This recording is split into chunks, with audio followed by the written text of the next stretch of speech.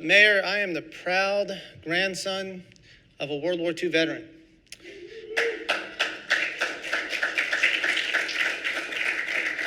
Congresswoman, I'm the proud brother of a Vietnam veteran.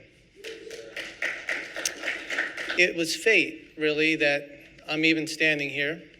My grandfather, who was drafted in 41, was getting ready to ship out, and he was patrolling his base, heard something, ran, tripped over a guy wire, and broke his knee.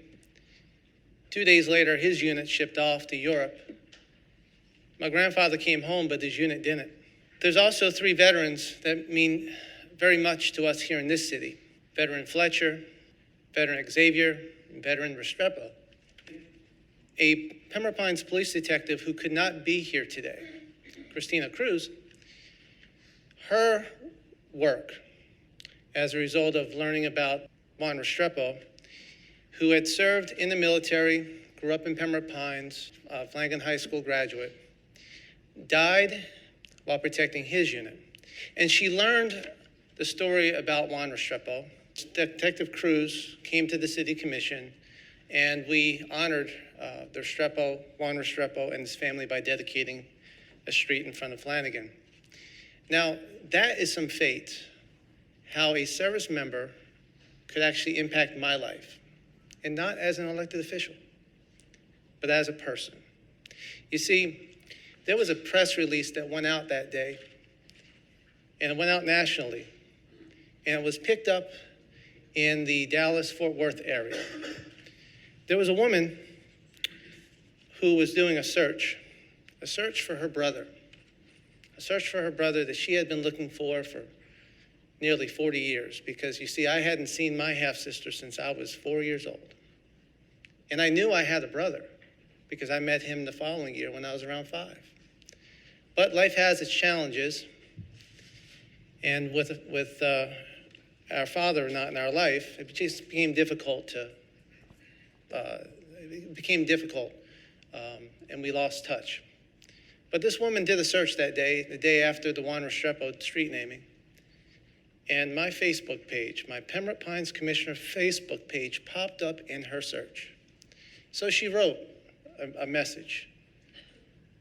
Jay, my name is Janice, and I've been looking for my sister, Jay and Donna, and little did I know 3 years ago that Juan Restrepo's street naming would have put my family back together again.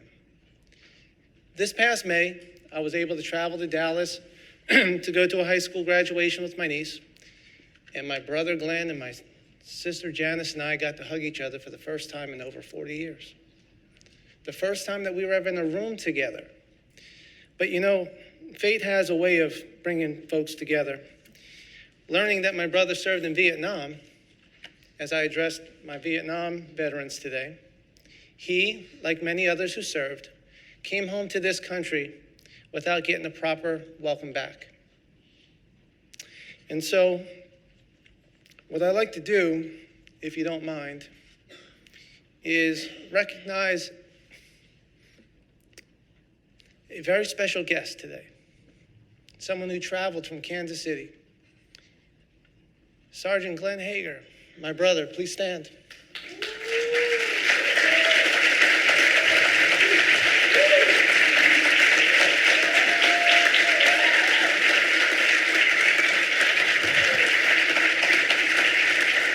And may I ask all Vietnam veterans, please stand, and we say, welcome home, Vietnam vets, welcome home.